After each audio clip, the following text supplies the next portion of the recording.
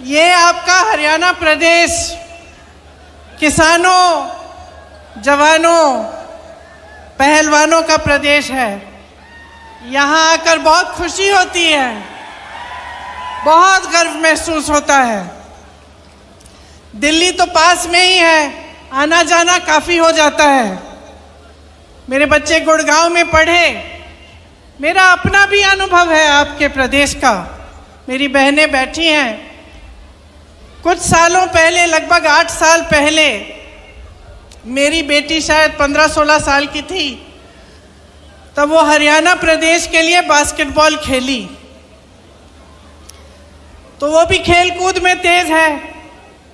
जब उसको यहाँ आना था एक कैंप के लिए, सर्दी का समय था, मैं भेजना चाह रही थी कि जाए, बाकी बच्चों के साथ अच्छी तरह से खेले, सीखे। तो मैंने कहा मैं छोड़ आती हूँ। मैं यहाँ आई, सोनेपत के पास एक जगह थी जहाँ पे स्कूल में एक कैंप था, कोचिंग का कैंप था। तो सुबह छोड़ना था और शाम को बेटी को घर ले जाना था। तो मैंने सोचा अगर मैं कैंप में जाऊंगी तो सबको पता चलेगा कि ये किसकी बेटी है। तो मैंने सोचा कि इससे अच्छा मैं थोड़ा दूर उसको छोड़ देती हूँ और वो चली जाएगी और शाम को मैं आके ले लूँगी, तो किसी को पता नहीं चलेगा कि मेरी बेटी है। सब की तरह समान तरह से उसके साथ व्यवहार होगा। तो मैंने बेटी को छोड़ दिया सुबह पाठशाला में। यहाँ सोनेपत के पास एक सरकारी पाठशाला थी शायद, और मैंने सुरक्षा कर्मियों को कहा कि अपनी गाड़ी हम किसी खेत के पास लगा देते हैं, गाड़ी में रुक जाएंगे पूरे दिन। तो बैठी थी मैं गाड़ी में, कुछ 1-2 किलोमीटर दूर था पाठशाला से, और मैंने खेतों में देखा कि एक दादाजी खेत में काम कर रहे हैं। तो मैंने सुरक्षा कर्मियों को कहा आप यहीं ठहरो, मैं जाके ज़रा बात करती हूँ। मैं चली गई खेत में उनसे बात करने के लिए। उन्होंने मुझे पहचाना नहीं, सुरक्षा कर्मी दूर थे। बातचीत हुई, मैंने कहा मुझे सिखा दीजिए कटाई करना। कटाई कर रहे थे तो थोड़ा सिखाया मुझे, थोड़ी सी कटाई मैंने उनके साथ कर ली। उन्होंने सोचा होगा ये शहर की लड़की है, थक गई होगी, धूप बहुत है। तो कहा कि बेटा घर चलो मेरे साथ, घर में चाय पिलाएंगे, थोड़ा सा आराम कर लेना। मुझे भी लगा कि पूरे दिन इंतज़ार करना है, तो चलो इन्हीं के घर चले जाती हूँ, दादू जी के साथ चली जाऊँगी, वहीं बैठ जाऊँगी, पूरा दिन इंतज़ार करना है मुझे। तो दादू के साथ मैं घर चली गई। मुझे घर ले गए अपने। घर में दादी जी थीं, छोटे छोटे बच्चे थे, बहुएं थीं। मुझे खाना खिलाया, पराठे बनाए, चाय पिलाई, सारी बातें बताई कि कौन कहाँ पढ़ता है, कौन किसकी नौकरी कहाँ है, सारी चीज़ें मुझे एकदम अपना लिया।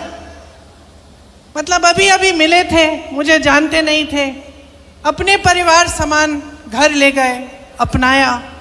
मुझे भी बहुत अच्छा लगा। खूब बातें हुई कि किस तरह से क्या करते हैं, क्या होता है, अपना जीवन कैसे गुजारते हैं। तभी 4-5 घंटे बीत गए, मुझे पता भी नहीं चला। 4-5 घंटों बाद उनका बेटा घर आया। अब इत्तेफाक से उनके बेटे ने रायबरेली में काम किया था, तो मुझे देखते ही पहचान लिया और कहा कि आप तो प्रियंका हैं। तो अब मैंने कहा नहीं था, मैंने कुछ कहा नहीं था उनको, तो मुझे भी अचानक मुझे लगा, मैंने कहा हाँ। तो फिर तो सबने और भी गले लगाया, और फिर दादी जी की बात की, पिताजी की बात की, और हमारी एक दोस्ती हो गई। देखिए 8 से 10 साल बीत गए हैं। जब जब मेरी रैली आसपास लगती है तो उनका बेटा मनोज कभी कभी दादू जी को ले आते हैं मेरे से मिलने, कभी कभी मेरे घर भी आते हैं। जब जब मेरे घर आए तब कभी खाली हाथ नहीं आए, गन्ना लाए, घी लाए, बच्चों के लिए कुछ ना कुछ लाए, कपड़े लाए। और दादी जी सीधे मेरी रसोई में गई और पराठे बनाने लग गई, सबके लिए खाना पकाया। तो एक अपनापन जो था वो एकदम बन गया। और मुझे अक्सर लगता है कि यही है हरियाणा, यही है हरियाणा की जनता, यही है आपकी संस्कृति, यही है आपके संस्कार। और एक और बात बता देती हूँ कि उन 8 सालों में मेरे से एक चीज़ नहीं मांगी। कुछ भी मांग सकते थे, जब हमारी सरकार थी केंद्र में तो ठीक है, लेकिन सरकार न होते हुए भी कुछ भी मांग सकते थे, ये नौकरी दिलवा दो, एक काम करा दो। कुछ नहीं मांगा आज तक मेरे से, सिर्फ मुझे प्रेम दिया है। और मैं समझती हूँ हमेशा कि जो आपका प्रदेश है और मेरा परिवार है, उसके बीच जो रिश्ता रहा है, उसी का प्रतीक ये मेरा एक छोटा सा रिश्ता जो इस एक परिवार के साथ है वो है। एक और बात बताती हूँ, मेरी बच्ची फिर हरियाणा के लिए खेली और उसके साथ 10 और लड़कियां थीं जो उसकी टीम में थीं। यहाँ से दूर जाना था पौंडीचेरी, चेन्नई से भी आगे, मद्रास से भी आगे। वो लड़कियां गई, मैं भी साथ साथ चली गई। मैंने कहा मम्मी हूँ, जाना चाहिए। बाकी एक और लड़की थी जिसकी माताजी साथ में थी। बाकी सारी जो लड़कियां थी गांव की लड़कियां थी, खूब मेहनत करके आगे बढ़ी थी। उनके माता पिता नहीं आए उनके साथ। वो वहाँ पे 4-5 जो टूर्नामेंट थी उसके लिए उन्होंने संघर्ष किया। बहुत गर्मी थी उस समय, मेरे ख्याल से 44-45 डिग्री की गर्मी थी। और जो मेरी बेटी की टीम की कैप्टन थी उसका नाम रितिका था। छोटी सी लड़की थी, विनेश की तरह, तुम्हारी तरह छोटे बाल थे उसके। 102 बुखार था उस लड़की को, लेकिन वो खेलती रही, रुकी नहीं। डांट खाई उसने अपने कोच से। टीम को जिताने के लिए उसने इतना परिश्रम किया। मेरी बेटी घर आके मुझे कहती है, माँ 102 बुखार था उसको, अगर मुझे बुखार होता तो तुम घर ले आती, बोलती कि ले जाओ अभी नहीं खेलना है। वो अकेली थी, वो लड़ी, संघर्ष किया उसने। हमारी पूरी टीम उसके साथ खड़ी थी, लेकिन वो अकेली लड़की 102 बुखार लेकर वो खेलती रही, वो रुकी नहीं। तो मैं समझती हूँ कि हर लड़की, हरियाणा की हर लड़की के दिल में ये आग है। हर बेटी ने संघर्ष किया है अपने अपने तरह से। आप सब बड़ा करते हो, पालते हो, पोसते हो, किसी कैंप में भेजते हो, स्पोर्ट्स के लिए भेजते हो, आगे बढ़ाने के लिए आप संघर्ष करते हो, भरोसे के साथ भेजते हो। मैंने भी जब जब अपने बच्चों को भेजा है, चाहे स्कूल में, पाठशाला में, कोचिंग कैंप में, तो कुछ भरोसा होता है अध्यापकों पे, कोच पे, आगे जो संस्था है उस पे भरोसा होता है कि चलो हम भेज रहे हैं अपने बच्चों को, आप कम से कम हमारे बच्चों की हिफाजत कर लोगे। बच्चा भी देश के लिए, प्रदेश के लिए लड़ रहा है, संघर्ष कर रहा है, खेल रहा है। पूरे देश को गर्व होगा अगर जीतेगा, तो उसकी हिफाजत करिए। यही उम्मीद रखते हैं माँ बाप, है ना? माताएं बैठी हैं बहुत, यही उम्मीद रखती हैं आप। विनेश के साथ भी ऐसा ही हुआ कि उसके माँ बाप ने भी पूरे भरोसे के साथ उसको भेजा, संघर्ष किया, लड़ी, ओलंपिक्स तक पहुंच गई और उसका संघर्ष का फल भी उसे मिला, मेडल मिला। पूरे देश को गर्व महसूस हुआ, पूरा देश खुश हुआ, सबने कहा हमारी बेटी है। जीत के समय आई, प्रधानमंत्री जी ने घर बुलाया, चाय पिलाई, फोटो खिंचवाई। भाजपा के तमाम नेता, सारे जितने भी भाजपा के लोग थे, सबने कहा कि देखो मोदी जी हैं तभी मेडल जीत रहा है भारत। पूरी मीडिया ने भी कहा, सब खुश थे, सबको गर्व था। हम लोगों ने देखा नहीं, कोई फर्क नहीं पड़ता कौन सी पार्टी नहीं है, हमारे देश के लिए कोई मेडल लाया है। और इतना संघर्ष करके हमारी लड़कियां, हमारी बहनें गई हैं, हम सबको गर्व महसूस हुआ। लेकिन फिर क्या हुआ? वो भरोसा तोड़ा गया।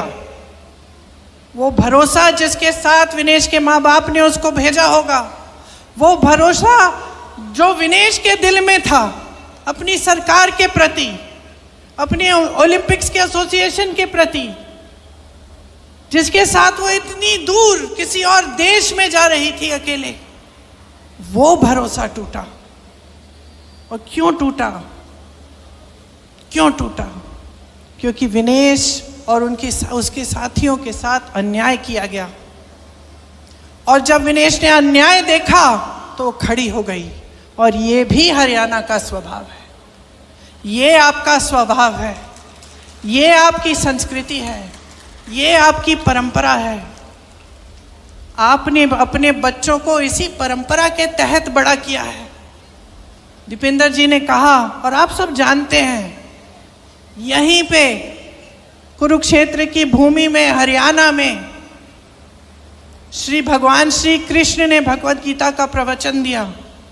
और क्या कहा था उस समय कि जब जब अन्याय होगा, जब जब इस दुनिया में अन्याय होगा, तो सच्चाई और न्याय की आवाज उठेगी। मैं प्रकट होऊंगा, भगवान प्रकट होंगे और अन्याय के खिलाफ लड़ेंगे। ये आपकी परंपरा है।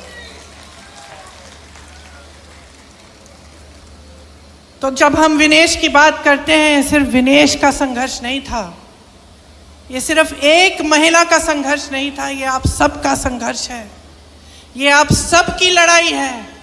जब इनके साथ अन्याय होता है, आप सबके साथ अन्याय होता है, आप सबका भरोसा टूटता है, आप सबके साथ विश्वासघात होता है। और आपकी परंपरा रही है, भगवत गीता की सीख से ही महात्मा गांधी जी ने हमारा स्वतंत्रता संग्राम चलाया। आज उनका जन्म दिवस है। आज अगर हम उनको याद करते हैं तो हमें एक बात याद आती है, सत्यमेव जयते, अहिंसा, सत्य। और कहाँ से मिली उनको ये बातें? भगवत गीता से मिली, भगवान श्री कृष्ण के प्रवचन से मिली, उनके संदेश से मिली। अभी नवरात्रि शुरू हो रहे हैं, दशहरे पे हम किस चीज की विजय मना रहे हैं? न्याय की विजय मनाने जाएंगे। अन्याय के खिलाफ न्याय की विजय, असत्य के खिलाफ सत्य की विजय मनाने जा रहे हैं। तो ये हमारी महान धार्मिक परंपरा है, और खास तौर से यहाँ आपकी धरती की। और आज आपके साथ हर स्तर पर विश्वासघात हो रहा है, हर स्तर पर अन्याय हो रहा है। मैंने कहा, किसानों की धरती है, जवानों की धरती है, पहलवानों की धरती है। किसानों के साथ कितना अन्याय हुआ। 3 काले कानून लाने वाले मोदी जी अपने घर से तब 5 मिनट के लिए बाहर नहीं आ पाए, जब आप महीनों से उनके दरवाजे के पास कुछ ही किलोमीटर दूर दिल्ली के बॉर्डर पे खड़े हुए उनसे न्याय मांग रहे थे। वो ऐसे कानून बनाने जा रहे थे जिससे आपके पेटों पे लात पड़ती। उनको मालूम था कि इन कानूनों से सिर्फ बड़े बड़े उद्योगपतियों का फायदा होगा, किसानों का कोई फायदा नहीं होने वाला है। फिर भी वो पीछे हटे नहीं। आपने संघर्ष किया, बैठे रहे महीनों के लिए, आप पे लठ चलाया गया, आपको मारा पीटा गया, 750 किसान शहीद हुए। ये हिले नहीं। हिले तब जब उत्तर प्रदेश का विधानसभा का चुनाव आया, जिसका जिक्र आपने किया दीपेंद्र जी। जब चुनाव आया तब हिले। तब इनको लगा कि अब चुनाव में मुश्किल हो जाएगी, ये 3 काले कानून हम वापस ले लेते हैं। तो किसानों के साथ इन्होंने सरासर अन्याय किया। एमएसपी की बात करते हैं और फिर उन उपजों पर एमएसपी देते हैं जो आप यहाँ पे उगाते ही नहीं हैं। कहते हैं हमने 24 ऐसी चीज़ें हैं जिन पे 24 फसल हैं जिन पे हमने एमएसपी दिया है, उसमें से 10 तो आप उगाते ही नहीं हैं यहाँ हरियाणा में। तो किसको बेवकूफ़ बना रहे हैं? पूरा देश देख रहा है, देश की जनता देख रही है। आपने कहा कि रोजगार के मामले में हरियाणा सबसे पीछे है। रोजगार बनाएंगे कहाँ जब इन्होंने सब अडानी और अंबानी को दे दिया है? सारी चीजें जो है, सारी जमीन, सारे उद्योग, सारे बंदरगाह, सारे हवाई अड्डे, सब कुछ बड़े बड़े उद्योगपतियों को दे दिया है। तो रोजगार बनेंगे कहाँ से? जो आपके छोटे मोटे बिजनेस होते थे, जहाँ से रोजगार बनते थे, जो खेती किसानी थी, वहां से आज रोजगार नहीं बन सकते हैं। तो ये रोजगार देने का काम कर ही नहीं सकते, क्योंकि इनकी नीतियां ही इसके खिलाफ हैं, आपके खिलाफ हैं। इसीलिए अग्निवीर जैसी स्कीमें निकालते हैं, जिससे आप अपने बच्चों को, जब नौजवानों को आप सरहद पे भेजते हैं देश के लिए, शहीद होने के लिए, और उनको बताया जाता है कि अगर तुम शहीद हो जाओगे तो तुम्हारे माँ बाप को पेंशन नहीं मिलेगा। बताया जाता है कि जाओ 4 सालों के लिए सेना में भर्ती हो जाओ और 4 साल बाद वापस आ जाओ, फिर से बेरोजगार बनो और फिर से नौकरी ढूंढने निकलो। ये दिया है आपको मोदी जी ने। आपको ये एक फैमिली आईडी दे दी, पहचान पत्र, जिसमें परिवार के हर सदस्य का नाम, हर सदस्य की आमदनी चाहिए इनको। मैं मिली थी कुछ लोगों से भैया के साथ 2 दिन पहले, वो बता रहे थे कि जब से ये आईडी आया है तब से मुसीबत ही मुसीबत है। सबकी आमदनी जोड़ दी है और कईयों की आमदनी नहीं है, वो उसमें झूठी आमदनी डाल के जोड़ दी और फिर कह दिया कि ना तुम्हारा बच्चा सरकारी स्कूल में पढ़ सकता है क्योंकि तुम्हारी तो आमदनी बहुत है, या कह दिया कि जो किसान को सुविधाएं मिलती हैं वो तुम्हें मिलेंगी नहीं क्योंकि तुम्हारी आमदनी बहुत है। तो इस तरह से आपको गुमराह करने का काम किया है। 10 साल हो गए, 10 सालों से सिर्फ और सिर्फ आप अन्याय देख रहे हो, नौजवानों के साथ, पहलवानों के साथ, किसानों के साथ, महिलाओं के साथ। तो बचता क्या है? भगवान ने कहा कि जब जब अन्याय होगा तो न्याय की लड़ाई लड़ने के लिए आपके बीच उतरेंगे। लेकिन ये भगवान तो आपके दिल में भी तो है, यही भगवान आपके दिल में है। तो कब खड़े होगे इस अन्याय के खिलाफ? विनेश खड़ी हुई, बड़े बड़े नेताओं ने इसका साथ छोड़ दिया, मोदी जी ने नहीं बुलाया चाय पे, आए भी नहीं इनसे मिलने के लिए, बात करने के लिए, लेकिन इस देश की जनता खड़ी हो गई विनेश के साथ। आप खड़े हुए विनेश के साथ, क्योंकि आपके दिल में सच्चाई है, आपके दिल में भगवान है।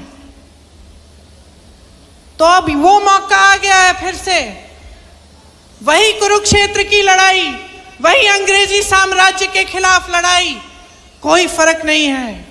आज ये लड़ाई आपकी लड़ाई है, अन्याय के खिलाफ, असत्य के खिलाफ, दुष्टों के खिलाफ लड़ाई है। आपको खड़ा होना पड़ेगा, आपको अपने अंतर्मन में झांकना पड़ेगा और देखना पड़ेगा कि ये क्या हो रहा है मेरे साथ, मेरे प्रदेश के साथ, मेरे देश के साथ। ये नेता जो मंच पे आते हैं, बड़ी बड़ी बातें करते हैं, लेकिन जब काम का समय आता है तो हमें देखते ही नहीं है। जब हमारे साथ अन्याय होता है तो हमें पूछते नहीं हैं। जब हम इनके दरवाजे तक पहुंचते हैं और सड़क पे बैठ के इनसे यही गुहार लगाते हैं कि हमारी बात सुन लीजिए, हमारे साथ अन्याय हो रहा है, हमें आपके कानून नहीं चाहिए, हमारी भलाई करिए, तब हमारी तरफ देखते तक नहीं है। किसान कुचले जाते हैं, इनके मंत्री के बेटे के द्वारा जीप के पहियों के नीचे कुचले जाते हैं, ये हिलते नहीं हैं, पलक नहीं झपकाते। तो क्या हो रहा है आपके साथ? सरकार बनाता कौन है? आप बनाते हैं।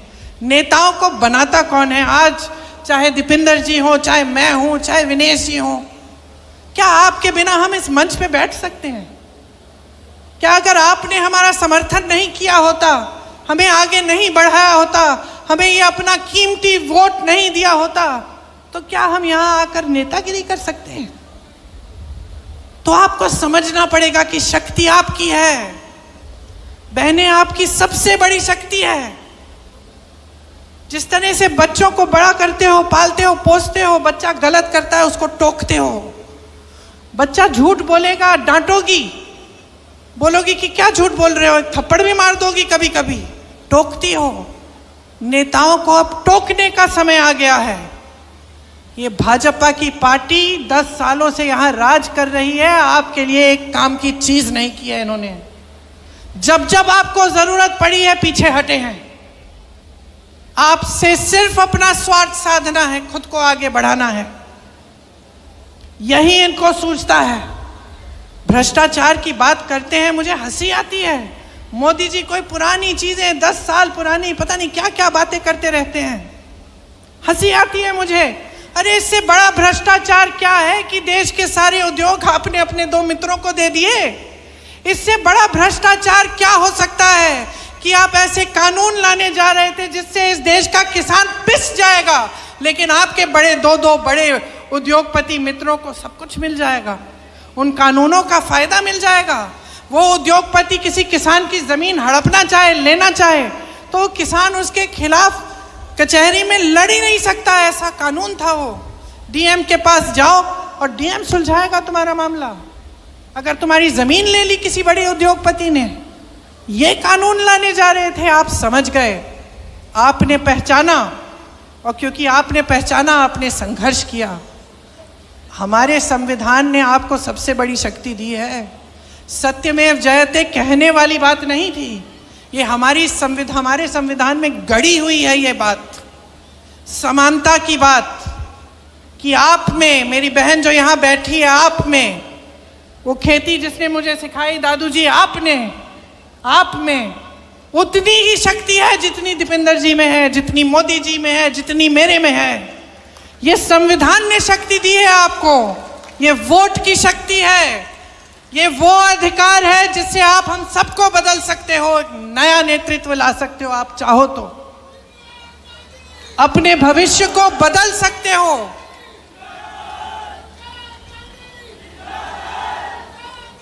आपका भविष्य आपके हाथों में है, इस बात को आप गहराई से समझ लीजिए।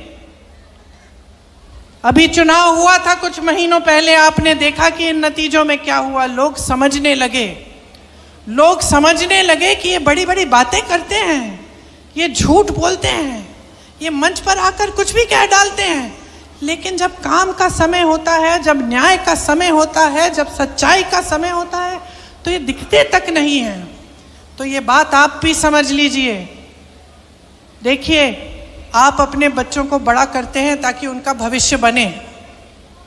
माँ बाप खुश कब होते हैं? बच्चा नौकरी कर रहा है, कमा रहा है। हमें भी लगता है, बहन आपको भी लगता होगा, बड़ा होगा, आपकी देखभाल करेगा, आपका पालन पोषण करेगा। मतलब पालन पोषण नहीं, आपकी देखभाल करेगा, आपने पालन पोषण किया है उसका। तो आपको लगता होगा कि मैं किस लिए कर रही हूँ इतना संघर्ष, महंगाई इतनी है, कुछ खरीद नहीं पा रही हूँ, त्योहार आ रहा है, घर की लिपाई पुताई करनी है, घर को सजाना है, मेहमान आएंगे, खाना बनाना है, त्योहार मनाना है। घबराहट क्यों हो रही है? घबराहट क्यों हो रही है? खुशी के साथ साथ घबराहट हो रही है, क्योंकि महंगाई इतनी है। तो महंगाई, बेरोजगारी, अन्याय, ऐसे ऐसे कानून जिससे किसान की कमाई नहीं हो पा रही है। तो आप बदलाव लाएंगे कि नहीं लाएंगे? यहाँ की बेरोजगारी हटानी है कि नहीं हटानी है? ये लोग भ्रष्टाचार की बात करते हैं, तमाम स्कैम तो इन्हीं के हैं।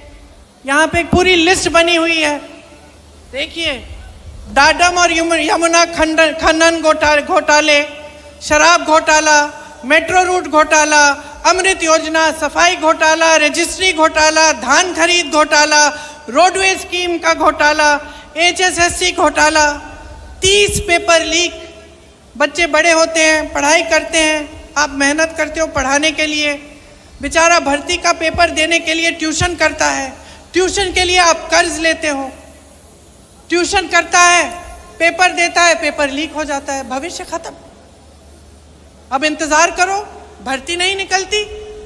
अब उसको लगता है कि भाई भर्ती निकल जाएगी, आज नहीं तो कल, 1 महीने में, 2 महीने में, 6 महीने में, करते करते इंतजार करता है, भर्ती नहीं निकलती, बेरोजगार रहता है, कहीं और एप्लीकेशन नहीं देता, ये सोच के कि चलो मैंने पेपर कर लिया, कभी ना कभी तो निकलेगी।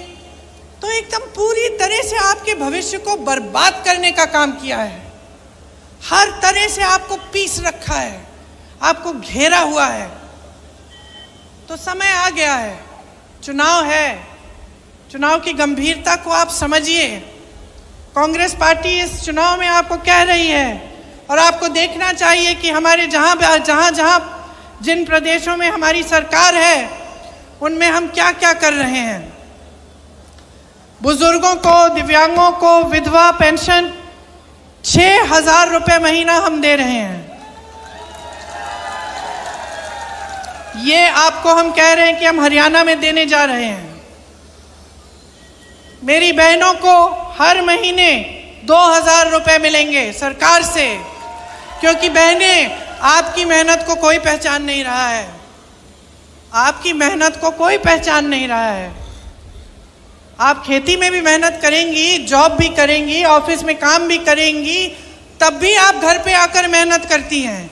तब भी घर पे खाना आप पकाएंगी, बच्चों का देखभाल आप करेंगी, परिवार के सब सदस्यों का देखभाल करेंगी। जब तक सब सोएंगे नहीं तब तक आप नहीं सोगी, है कि नहीं? कोई पहचानता है इस मेहनत को? हम कह रहे हैं, हम पहचानते हैं। आपको हर महीने 2,000 रुपये दिए जाएंगे इस मेहनत के लिए, ताकि आप कम से कम अपने पैरों पे आप थोड़ा सा अपना पैसा रख सकते हैं, अपने पैरों पे अपनी तरह से खड़े हो सकते हैं। आज गैस का सिलेंडर इतना महंगा है, आप खरीद नहीं पाते। कांग्रेस पार्टी कह रही है गैस के सिलेंडर को 500 रुपये में आपको दिया जाएगा, मतलब आप 500 रुपये में उसको खरीद पाएंगे। जो 2 लाख पद खाली हैं, 10 सालों से भाजपा की सरकार ने खाली रखे हैं, उनको भरने का काम कांग्रेस पार्टी करेगी। भैया के साथ 2 दिन पहले मैं हरियाणा में ही कुछ लोगों से मिली, ट्रक चलाते हैं वो। मैंने उनसे पूछा कि अगर आपको एक स्कीम आपके लिए निकालनी होती जिससे आपका फायदा होता, वो कैसी स्कीम होती, कौन सी स्कीम होती? उन्होंने कहा कि स्वास्थ्य बीमा की स्कीम होनी चाहिए। एक ने कहा मैं राजस्थानी हूँ, जब अशोक जी और कांग्रेस की सरकार थी राजस्थान में, तो मैंने अपनी माताजी का इलाज 80,000 रुपये का इलाज, किडनी का की समस्या थी, मैंने उनका इलाज मुफ्त में कराया। ऐसी स्कीम यहाँ हरियाणा में भी लाओ। तो आज मैं आपको कहना चाहती हूँ कि 25 लाख रुपए तक मुफ्त इलाज सरकार आपका कराएगी, चाहे कुछ भी आपकी बीमारी हो। राजस्थान में कैंसर के पेशेंट, हार्ट के पेशेंटों का इलाज हुआ, मैं मिली उनसे, इतने खुश थे और हम भी खुश थे कि भाई हमने भी अपनी जिम्मेदारी निभाई। ये जो सारा पैसा आपसे लूटा जाता है दिन रात, जो भाजपा की सरकार, मोदी जी की सरकार, अडानी अंबानी जी की सरकार जो आपसे रोज लूट रही है, ये पैसा वापस आपकी जेब में आना चाहिए, वापस आपको मिलना चाहिए। कैसे? इन्हीं स्कीमों के द्वारा। ये 25 लाख का मुफ्त इलाज, ये बीमा, ये जो 2-2 हज़ार रुपये महिलाओं को मिलेंगे, जो बुजुर्गों और दिव्यांगों को और विधवाओं को 6,000 रुपये का पेंशन मिलेगा, जो शिक्षा और स्वास्थ्य की सुविधाएं मुफ्त में मिलेंगी हरियाणा में अगर कांग्रेस पार्टी आएगी, 300 यूनिट बिजली मुफ्त में मिलेगी।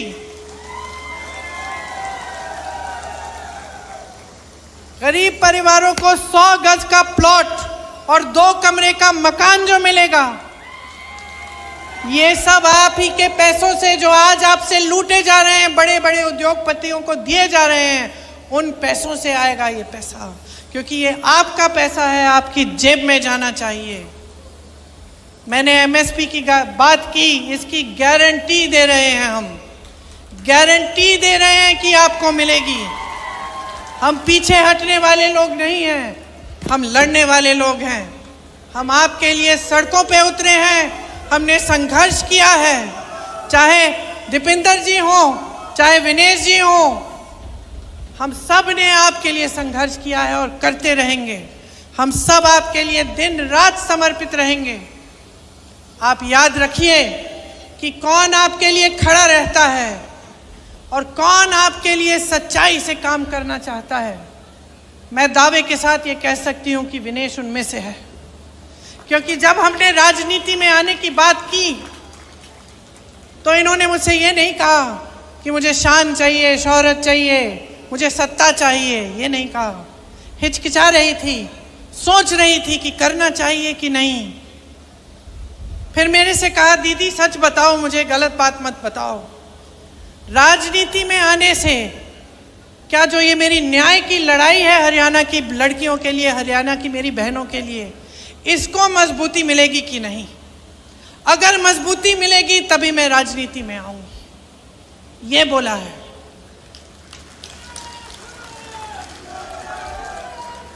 मैंने बोला विनेश मिलेगी, मजबूती मिलेगी, तुम्हें मिलेगी, तुम्हारी बहनों को मिलेगी, हरियाणा की एक एक लड़की को मिलेगी। और मैं अपनी बहनों से कहना चाहती हूँ, माताओं से कहना चाहती हूँ, हरियाणा की एक एक नौजवान लड़की से कहना चाहती हूँ, खड़े हो जाओ विनेश के साथ, खड़े हो जाओ इनके साथ। हिम्मत है इस लड़की में। इसने कहा कि ये टूट गई थी, लेकिन मैं जानती हूं ये टूटी नहीं, ये टूटी नहीं। इसको लग रहा था कि टूट जाएगी, लेकिन तब भी खड़ी हुई, ओलंपिक्स में गई, हराया, जापानी गोल्ड मेडलिस्ट को हराया।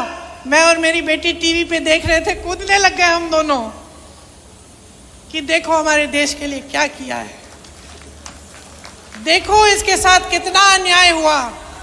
मोदी जी की पुलिस ने इसके बाल खींचे, इसको घसीटा, सड़क पे मारा, पीटा, लेकिन देखो तब भी झुकी नहीं, पीछे हटी नहीं, लड़ती रही, टूटी नहीं।